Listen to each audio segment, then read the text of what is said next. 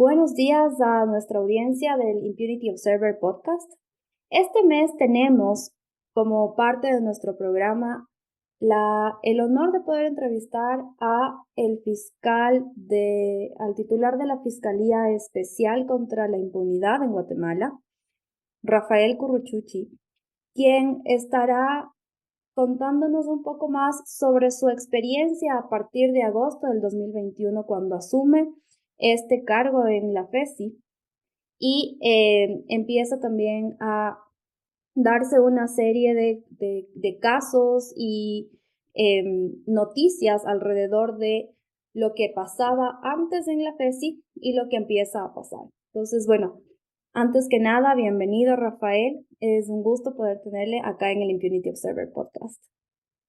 Bueno, muchas gracias por la oportunidad y es un gusto estar con ustedes, un medio de amplia difusión, así que pues con mucho gusto, es un gusto nuevamente para mí estar con ustedes como se los he indicado. Bueno, y para poner un poco en contexto a nuestra audiencia proveniente de Guatemala y otros países latinoamericanos también, ¿cuál es la función de la FESI y qué casos están bajo su dominio?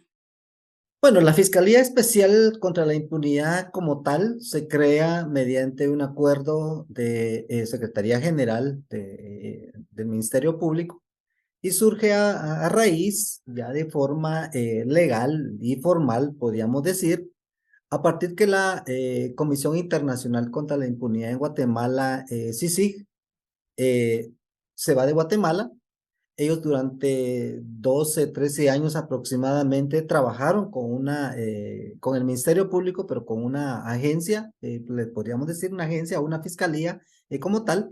Sin embargo, ya de forma legal y formal, ya la Fiscalía Especial contra la Impunidad, a partir del 3 de agosto que yo asumo, pues esta se crea en el año 2019, 3 de septiembre de 2019 para acá. Yo formalmente asumo del 3 de agosto de 2021 para la presente fecha. Y básicamente ese es lo que se creó la Fiscalía Especial contra la Impunidad.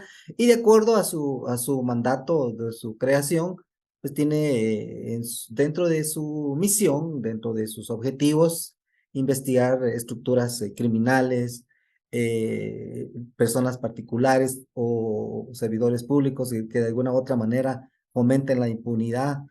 Básicamente, en términos generales, eso es lo que es el acuerdo de creación de la Fiscalía Especial contra la Impunidad y que desde mi llegada hasta el día de hoy, el reto mío ha sido que esas investigaciones ya no sean como las que se hacían antes.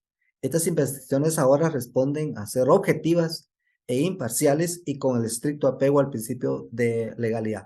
Yo como funcionario público únicamente me tengo que sujetar a lo que establece la Constitución Política de la República de Guatemala y las leyes del país, no responder a intereses ideológicos o de otros países, no. Mientras yo esté sujeto a lo que establece la Constitución, nada de lo que sea externo me preocupa a mí. Entonces, básicamente eso es el acuerdo de creación de la Fiscalía Especial contra la Impunidad y lo que nosotros estamos haciendo ahora. Muchas gracias. Y usted justamente mencionaba cuál es el rol que usted está cumpliendo a partir de ahora. ¿Nos podría contar un poco más acerca de en qué estado encontró a la FESI cuando asumió el cargo o si es que habían anomalías, cuáles eran? Bueno, una serie de anomalías que yo he podido evidenciar derivado de eso, aproximadamente de 50 a 60 denuncias se han presentado y que muchas de ellas las están conociendo ahorita la Fiscalía de Asuntos Internos, Fiscalía de Delitos Administrativos, Fiscalía de Delitos de la Corrupción. Yo lo defino en términos generales, la FESI era un desorden bien organizado, pero bien organizado y estructurado, pero ya con fines y lo digo con mucha claridad, con fines perversos. Acá se hicieron investigaciones maliciosas y se hizo persecución política a muchas personas. Se destruyó prácticamente el Estado de Derecho en este país. Hubo una criminalización terrible a muchas personas. Se les condenaba a través de medios de comunicación, en aquellos grandes shows y escándalos mediáticos que se hacía donde se destruía la presunción de inocencia de la persona. Eso ya quedó atrás. Y de que yo asumo para esta fecha, hemos respetado todos esos principios constitucionales y procesales de la persona, porque es lo más sagrado que puede tener la persona, aparte de su dignidad, que se le respeten en los principios constitucionales y procesales, que nosotros lo hemos cumplido a cabalidad. Claro, y hay muchas personas que dicen de X o Y manera ciertas situaciones, pero no, nosotros estamos actuando con base a la ley, con base a esos principios constitucionales, pero en realidad todas esas anomalías, hay algunos casos que ya se judicializaron, otros casos que vienen en camino porque nos hemos tomado el tiempo para, primero porque necesitamos establecer cómo estaban esas investigaciones. Y segundo, recordará usted de que recién el año pasado el Congreso de la República aprobó las reformas al Código Procesal Penal, que ahora hay un procedimiento de aceptación de cargos. Pues bueno, eso permite ahora de que en primera declaración la persona acepte su responsabilidad, pero entonces esa investigación que hagamos nosotros ya tiene que estar por lo menos culminada en un 85-90%. No podemos irnos a una audiencia a aventurar a ver qué puede pasar o a esperar que el juez nos ligue a proceso y en esos 6 meses o esos 3 meses culminar la investigación. No, por eso es que nosotros esas investigaciones ahora pues las hemos hecho un alto y muchas de esas investigaciones están por salir próximamente y ahí se van a revelar muchos casos que el exfiscal de sección anterior los tenía escondidos, guardados y que el pueblo de Guatemala va a conocer la verdad de muchos casos. De hecho, hay unos que ya se conocieron, como el caso Azodafir, por ejemplo, y otros casos que el pueblo de Guatemala ha sido testigo de cómo esas investigaciones se mantuvieron ocultas por muchos años. Y de estos casos, justamente, especialmente de los que ya se han empezado a hablar, como es el de Asodefir, em, ¿cuáles son los que está abordando en este momento la FESI y cuál ha sido también la participación que han ido encontrando del ex fiscal Juan Francisco Sandoval dentro de estos casos? ¿Cómo se le puede ver qué cargos ha tenido? ¿Cuáles son los indicios que hay? Bueno, nosotros en concreto tengo, de acuerdo a lo que nosotros a las denuncias que se han presentado, usted como funcionario público maneja ciertos expedientes y a lo interno de FESI, pues antes se manejaba, y lo voy a decir así muy, muy claro, antes se manejaba la FESI como una isla. Aquí habían informaciones que se mantenían ocultas, secretas, que no se tenía acceso a un sistema informático como nosotros lo tenemos ahora. Desde el año pasado, la Fiscalía Especial contra la Impunidad ya forma parte de un sistema que antes se conocía así como, ahora se llama Astrea. Usted tiene derecho a saber qué investigaciones hay en curso y en esas investigaciones usted ya logra establecer si haya cierta vinculación, cierta información y que usted como ciudadano las puede tener. Antes no, antes eso se ocultaba. Usted no sabía si al día siguiente, solo por tener acceso a cierta información que usted consultaba, ya se le podía ir a capturar o se le podía arraigar en un juzgado, etcétera. No, ahora no. Tenemos ese sistema, actualmente es el sistema Astrea, donde toda la información está subido en el sistema de casos de FESI. Con relación al exfiscal de sección, pues de todos es sabido, él tiene ahorita 4 órdenes de aprehensión vigentes. Nosotros hemos solicitado últimamente la solicitud de extradición formal ante el gobierno de Estados Unidos. Hemos solicitado la activación de alerta roja también a través de Interpol. Sin embargo, entendemos que han habido ahí una serie de situaciones que más que todo por aspectos ideológicos, tanto de Interpol como de Estados Unidos, protegen a esta persona. Pero las investigaciones que nosotros hemos llevado a cabo son investigaciones bien sustentables, bien sólidas, porque nosotros como funcionarios públicos sabemos de que estoy de forma pasajera en la institución. Dentro de 10 años, 15 años, puede venir otra persona a revisar esa investigación y va a darse cuenta que los indicios son bien sólidos y bien contundentes. Entonces, básicamente hay 4 órdenes de aprehensión vigentes y con los procesos que yo le indiqué anteriormente.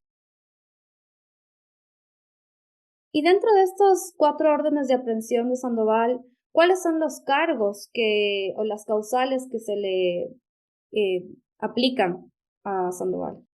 Bueno, tenemos en este caso los delitos de abuso de autoridad, incumplimiento de deberes, obstaculización a la acción pública, también está lo que es obstrucción de justicia, entre algunos otros delitos, en concreto por algunos casos. Por ejemplo, en el caso Asodefir, hay cierta investigación ahí. El caso Odebrecht, que nosotros le llamamos acuerdos fraudulentos, hay cierta vinculación ahí. Y más recientemente el caso del señor José Rubén Zamora Marroquín, donde de forma clara, de hecho hoy hay audios que todo el mundo los ha podido escuchar y se ha podido establecer la vinculación estrecha que había entre el señor José Rubén Zamora Marroquín y el señor Juan Francisco Sandoval. Información privilegiada que obtenía esta persona para publicarla en su medio de comunicación y que al haberse publicado muchas veces hasta se extorsionaba a las personas. Entonces, básicamente esos son los tipos penales que tiene el exfiscal Juan Francisco Sandoval, y también él mismo ha reconocido que sustrajo información de esta fiscalía y la entregó a Estados Unidos, y eso es delito. Y entonces, de eso también hay ciertos procesos que, pues están ahí encaminadas las investigaciones. Entonces, básicamente se ha puesto al descubierto y todo el mundo lo ha podido determinar y establecer. Por ejemplo, en el caso del señor José Rubén Zamora Marroquín, que por el tipo penal que se investiga, que es un delito de lavado de dinero, por imperativo legal, esas investigaciones se mantienen bajo reserva. Sin embargo, nosotros, en aras de esa claridad y de que todo el pueblo de Guatemala, la comunidad nacional e internacional, que de alguna u otra manera en su momento respaldaron al exfiscal Juan Francisco Sandoval y al señor José Rubén Zamora Marroquín, pudieron darse cuenta todas las ilegalidades que se cometieron en su momento, básicamente en este caso, donde ha quedado plenamente, todo el pueblo ha visto la vinculación que existía entre estas personas. Y entonces las investigaciones, como lo he indicado yo, han sido objetivas e imparciales. Se ha respetado en todo momento los principios constitucionales al señor José Rubén Zamora Marroquín, su presunción de inocencia, su debido proceso, su principio de legalidad. Y es más, esa justicia tiene que ser pronta y cumplida. Y de hecho, los casos de FESI se han desarrollado de forma ágil, que ya para el 2 de mayo ya está he señalado la audiencia de inicio del debate del señor José Rubén Zamora Marroquín. Cuando usted analiza el papel de la FESI y la CICIG anteriormente, han transcurrido prácticamente 5 o 6 años y hasta ahorita se vienen desarrollando audiencias de etapa intermedia. De hecho, hay muchas personas que aún siguen en prisión preventiva y prisión provisional, violentándose esos principios. En esta FESI no. Nosotros hemos actuado a cabalidad y hemos respetado todos los principios constitucionales. Y usted mencionaba acerca de la comunidad internacional, porque obviamente estos casos tienen relevancia y alcance internacional por tema de lavado de activos. Ahí se ha encontrado también tema de cuentas millonarias en otros países y cosas por el estilo. Y también mencionaba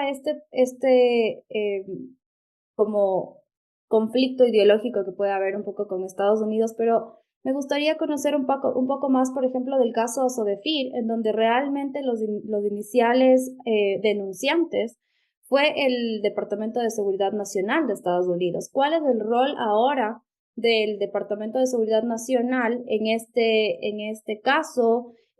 ¿Continúan activos o cómo está el asunto ahora que el fiscal Juan Francisco Sandoval, ex fiscal, perdón, está involucrado en el caso? Bueno, aquí es donde usted logra establecer que a veces o a lo mejor hay una doble moral, ¿verdad? Resulta de que esa denuncia por aproximadamente 2, 3 años, el ex fiscal de sección la tuvo escondida, la tuvo guardada, nunca se trató de operativizar dicha investigación. Cuando yo vengo a FESI y empiezo a pedir informes a todos los fiscales, establezco que estaba este caso y más me llama la atención que es el Homeland Security Investigation quien presenta la denuncia y ellos son muy cuidadosos en señalar específicamente los hechos. Y cuando ya nosotros seguimos la ruta del dinero, logramos establecer que efectivamente a través de un banco en Guatemala se da una transferencia y luego ese dinero va a ciertas personas, y lo voy a decir muy claro, a ciertos grupos ideológicamente afines al exfiscal Juan Francisco Sandoval. Y una de esas personas que intervino es la señora Carmen Rosa de León Escribano, que no está en Guatemala. De pronto, de forma sorpresiva, ella se entera de esta investigación y se va del país. No sé cómo se pudo haber enterado ella. Le puedo decir que con nosotros, de parte de nosotros no, porque el caso estaba bajo reserva, pero ella se entera, se va de Guatemala y entonces de pronto, bueno, le comento, nosotros estamos iniciando ahorita un proceso de extradición con España, con esta persona, pero de pronto cuando usted observa de que él aparece recibiendo premios de reconocimientos, no solo por parte de esta persona, sino de otros grupos de la sociedad civil, pues usted logra establecer de que si hay o no cierta investigación ahí ideológica, ¿no? Y más me llama la atención, porque incluso alguien aquí a son de broma me indicó a mí que esperaban que como yo había judicializado la denuncia que había presentado el propio gobierno de Estados Unidos, a lo mejor a mí me hubieran declarado también campeón anticorrupción y por haber judicializado este premio. De forma irónica se los comento, ¿verdad? Entonces, y obviamente ya uno en pleno siglo XXI, uno ya sabe cómo funciona el mundo, cómo funcionan las cosas. Y entonces, básicamente en este caso, a Sodefil, la investigación ahí está. En una primera fase se vinculó a 8 o 9 personas. Actualmente vienen otras fases y va a ser muy interesante las personas que vienen, y que cuando usted logre establecer estas personas que vienen en estas investigaciones y cuando ya usted y ve el pronunciamiento que hacen, sobre todo en estos días, apoyando cierta gestión, pues uno logra establecer que efectivamente esa investigación se ocultó, se protegió, pero a la vez se brindó de impunidad a estas personas. Y eso es lo que nosotros no vamos a permitir. Y también llevándolo un poco al asunto ideológico que está detrás de estos procesos por lado de los involucrados, ¿no? Tenemos el otro caso que usted mismo mencionaba, el caso de Brecht, que ahora también se ha mencionado la posible vinculación de Iván Velázquez, excomisionado de la CICIG y que actualmente está como parte del gobierno de Gustavo Petro en Colombia. ¿Cuál ha sido el indicio que involucra a Iván Velázquez en este caso y cuál es el siguiente paso con respecto a justamente este vínculo?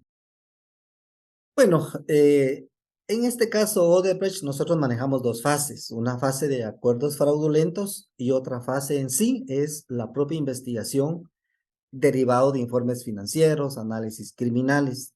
Pero en el caso de acuerdos fraudulentos, es bien interesante cuando, de acuerdo a la investigación que nosotros tenemos, la vinculación que existía no solo al más alto nivel del señor Iván Velázquez Gómez, la exfiscal general Tel Maldana, el exfiscal Juan Francisco Sandoval Alfaro y demás personas que le siguen, cuando de pronto viajan a Brasil a firmar unos acuerdos de colaboraciones eficaces, y a propósito, esos acuerdos ya quedaron sin materia, no están vigentes.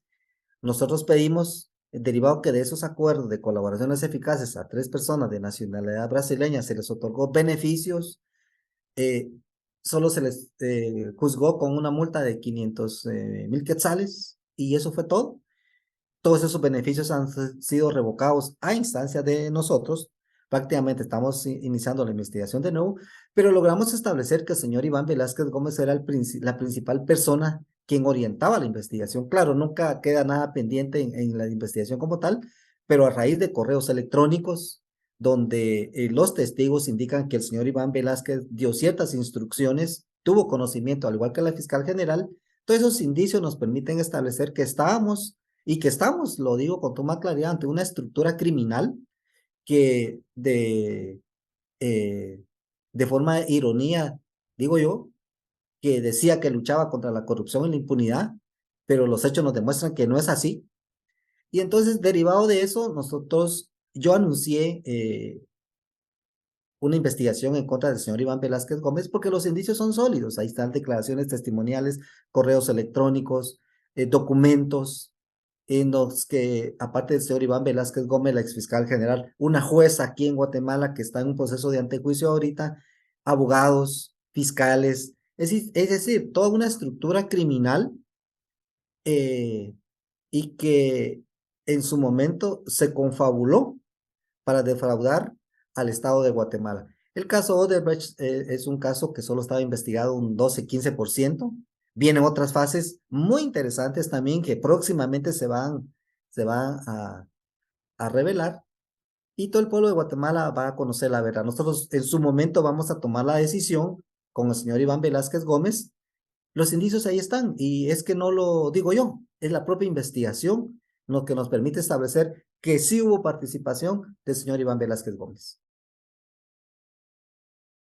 Y lo que usted menciona de esta participación, incluso estaríamos hablando de intervención a la justicia, porque entiendo que la CICIG tenía un rol orientador y de apoyo para casos de corrupción, pero digamos que haya estado dirigiendo el caso implicaría también un tema de intervención a la justicia de un agente externo, ¿no es así?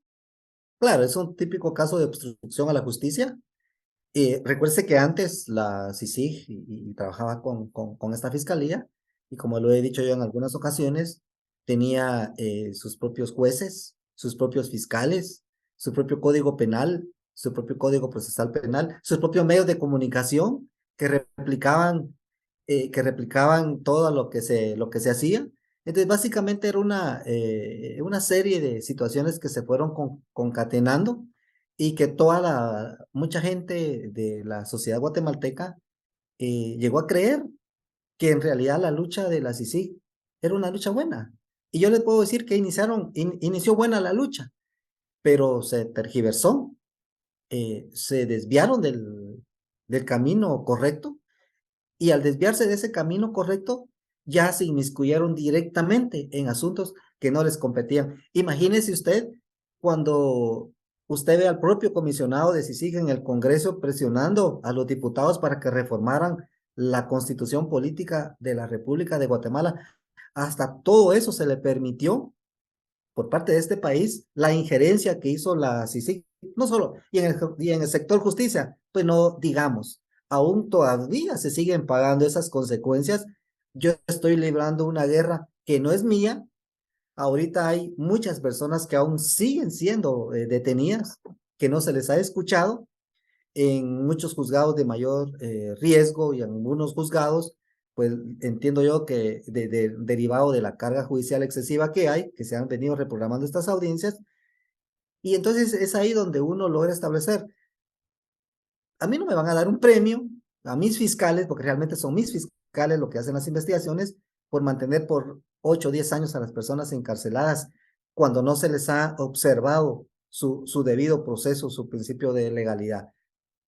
Yo no digo que las personas no deban de pagar por su culpa lo que hicieron, claro que lo tienen que hacer, pero el propio Estado de Guatemala, a través de un ministerio público que observe todas esas garantías constitucionales, y se tiene que hacer porque se tiene que hacer justicia, porque no es válido lo que estas personas en su momento hicieron, pero que se les juzgue con las formalidades de ley, con los principios constitucionales que se deben de observar, no solo en Guatemala, en Estados Unidos, en Colombia y en otros países.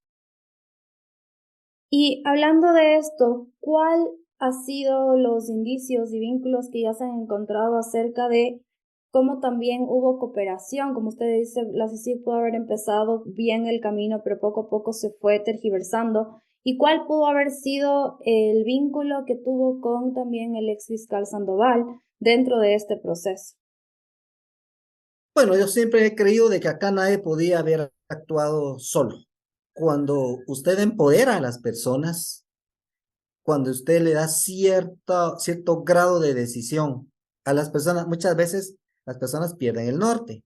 Y si esas personas están siendo en su momento apoyados por instancias internacionales, en este caso como la CICIG, creo que ese es el problema. Uno siempre tiene que estar ubicado. Somos funcionarios públicos pasajeros, pero en nuestro paso por las instituciones debemos de sentar las bases para que los procesos penales estén bien cimentados y bien consolidados. Creo que el exfiscal Sandoval cometió muchas ilegalidades, no errores, muchas ilegalidades, ha envalentonado en su momento por estas, en este caso por CICIG y por otros países, le puedo decir yo, porque aquí se logra establecer que también muchos países tuvieron injerencia directa y entonces eso es lo que sucede, de que no se midió, creo yo, en su momento las consecuencias que podrían haber actuado de forma ilegal y arbitraria. Y es por eso que ya sabemos dónde está esta persona y otras que en su momento también actuaron a instancias, creo yo, para quedar bien con ciertos países o con ciertas instituciones, en lo cual un fiscal del Ministerio Público, pues, en primer lugar, un fiscal del Ministerio Público no está para recibir premios y reconocimientos. Su harta obligación es trabajar y hacer las cosas bien y de forma correcta. Y justamente con todo estos casos que están saliendo a la luz y las personas que se están incriminando, también ha habido como respuesta una serie de ataques, quizás desacreditaciones también a la FESI actualmente, a usted como persona. ¿De dónde cree y qué personajes o qué actores cree que son los que están provocando estas desacreditaciones y ataques? Bueno, desde que yo vine a la FESI, sabía que esto iba a suceder, de que cuando uno hace las cosas correctas, obviamente las otras personas que se ven afectadas van a tener alguna reacción. Y la reacción es desacreditar. A mí me han hecho una serie de señalamientos. En primer lugar, salió cierta publicación y se me mencionó en su momento, no sé si se tuvo conocimiento, de que yo tenía un hermano que era militar. Y efectivamente, eh, mi hermano forma parte del glorioso ejército de Guatemala, así le llamo yo, y forma parte también de las fuerzas especiales Caibil. Entonces, de alguna de esas formas se me intentó desacreditar a mí, lo cual de eso a mí no me perjudica, porque de mí pueden decir lo que quieran. Detrás de mí hay un equipo de fiscales que está actuando de forma correcta, porque yo solo doy la cara, pero todas las investigaciones las dirigen ellos y yo jamás les he pedido algo ilegal, algo anómalo. Ahí están las investigaciones bien sustentadas, bien documentadas. Entonces, hay una serie de situaciones que a mí se me han hecho ver, lo cual es totalmente falso. Inicio desde el año 2021, cuando por X o Y situación yo estaba en la Fiscalía de Delitos Electorales e inicio un proceso penal en contra del señor Juan Francisco Solórzano Fopa. Y es a partir de ahí donde incluso en un medio de comunicación, y lo voy a decir muy claro, el periódico, el señor José Rubén Zamora me hace una serie de señalamientos de forma directa hacia mi persona. Yo pude haber acudido a un tribunal de imprenta, no lo hice porque sé que como funcionario público estoy expuesto a críticas. Pero ese desacreditamiento que se da no solo aquí en Guatemala, sino que también en otros países, son totalmente falsos, no tienen sustento, y yo le diría que eso se responde más a aspectos ideológicos. Y bueno, como parte de estos desacreditamientos también, el año pasado usted fue incluido dentro de la lista Engels del Departamento de Estado. ¿De dónde cree que salen esta información? Porque lo hemos también reportado en una anterior entrevista que le hicimos a la fiscal general de Guatemala, eh, en donde ella quería dar explicaciones de por qué había tomado la decisión, que justamente estaba relacionada con el caso del ex fiscal Sandoval, y no le dieron esa apertura. Entonces, ¿de dónde cree que se toma esta información que ya va con un cierto, como usted menciona, sesgo ideológico y llega al Departamento de Estado? ¿Quiénes son las fuentes del Departamento de Estado para esta información y para tomar decisiones que al final del día son cruciales y afectan a la región, ¿no? Bueno, las propias personas que se encuentran prófugas de la justicia de Guatemala y que están en Estados Unidos, acá en Guatemala también muchos grupos de la sociedad civil que ahora se sienten afectados, pero que antes celebraban cuando se criminalizaba a las personas, porque antes yo le puedo decir con toda seguridad que antes sí se criminalizaba a las personas. Entonces, yo creo que toda esa información ha llegado al Departamento de Estado de Estados Unidos. Ellos la han hecho propia y por eso han hecho sus señalamientos.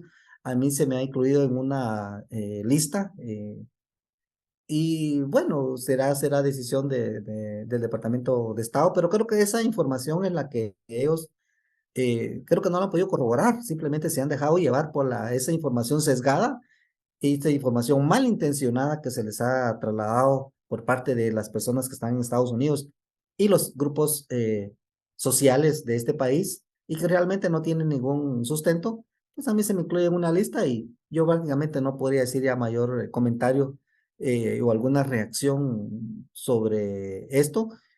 Yo no he recibido de parte del gobierno de Estados Unidos o del Departamento de Estado que ellos me hayan contactado requiriéndome alguna información. Así que, pues será decisión de ellos si les siguen creyendo a todas esas mentiras que estas personas les trasladan. Y me imagino que les trasladan constantemente. Y bueno, hacia el mundo, Estados Unidos ha representado y posiblemente todavía representa una fuerte tradición de Estado de Derecho. ¿Cuál es su percepción o su sentimiento justamente al hecho de que ahora se esté desacreditando y catalogando a las personas que efectivamente están tratando de luchar o poner su granito de arena en contra de la corrupción de esta forma? Y también como su percepción ya en la forma personal con los ataques que usted ha recibido. Bueno, ya en pleno siglo XXI, y cuando a través de los medios de comunicación uno se entera de qué es lo que está pasando internamente en este momento en Estados Unidos, y podemos establecer que tampoco el Estado de Derecho funciona en Estados Unidos como debe de ser. Y entonces, y si no funciona en Estados Unidos como debe ser un Estado de Derecho, claro, nosotros en Guatemala estamos haciendo esa lucha en que se logre establecer un Estado de Derecho, un Estado constitucional de derecho. Entonces yo no le puedo pedir cuentas a otro país si mi Estado de Derecho no es sólido. Y entonces yo he podido enterarme de todo lo que sucede actualmente. Entonces creo que eso es parte también de la doble moral que se hace, ¿no? Entonces, a mí realmente, si alguien del Departamento de Estado me pide mi opinión, porque usted tiene que tener las dos versiones, pues yo con gusto les traslado sobre unas investigaciones que estaban acá, otras que vienen en camino, como le digo, pero más que eso, tenemos que ser bien claros en nuestro actuar en cuanto nosotros estamos en el sistema de justicia. Yo respeto mucho la decisión que tomó el gobierno de Estados Unidos de incluirme en una lista, y ya no podía emitir mayor opinión, pero sí es necesario que tengamos en la balanza las dos versiones. Y como les repito, si en mi país no se respeta el Estado de Derecho, ¿cómo le voy a pedir yo a otro país de que actúe a mis intereses y que me rinda cuentas a mí? Y eso no puede ser. Yo únicamente lo digo, yo solo le rindo cuentas al pueblo de Guatemala, a ningún país. Yo no estoy sujeto a ningún país. Yo no espero reconocimientos y premios de algún país que me designen fiscal anticorrupción, porque eso no es cierto. No, no es cierto porque un fiscal tiene que trabajar y, como le digo, hacer las cosas de forma correcta y su actuar tiene que ser el que está establecido en la Constitución Política de la República de Guatemala. Yo me quedaría por acá en este punto. Respeto el planteamiento de Estados Unidos, pero también ellos tienen derecho a conocer mi versión y mi verdad.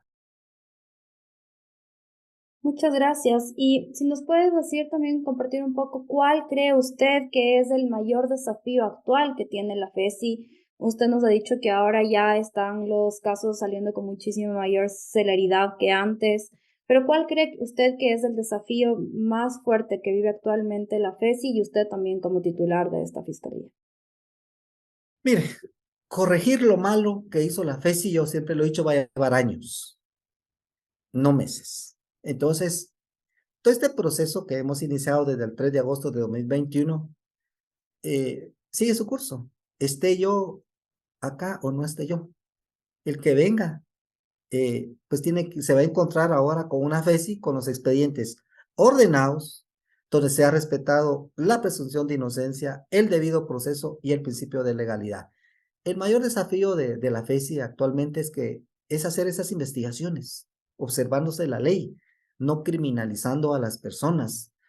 Ese es el mayor desafío que tienen todos mis fiscales y que lo tengo yo también ahí y ante el pueblo de Guatemala, porque le tenemos que rendir cuentas al pueblo de Guatemala, pero en esa rendición de cuentas, todos esos procesos tienen que estar debidamente sustentados y documentados. Creo que ese es el mayor desafío llevar a esta FESI a lo más alto en cuanto a estándar de respeto al principio de legalidad y al Estado de Derecho de nuestro país.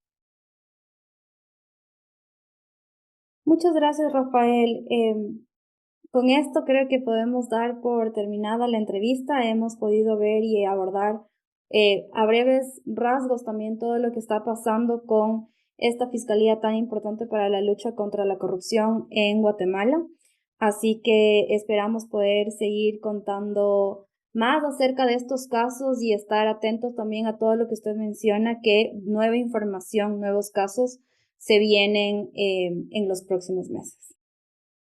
Pues muchas gracias por la oportunidad. Un saludo para todos y reiterar, somos una fiscalía ahora que estamos actuando con objetividad, con imparcialidad y con el estricto apego al principio de legalidad. Muchas gracias. Gracias, igualmente un saludo a toda nuestra audiencia. Les recordamos que pueden seguir nuestras redes sociales, encontrarnos como Impunity Observer en Facebook, LinkedIn, YouTube, Twitter. Hasta la próxima.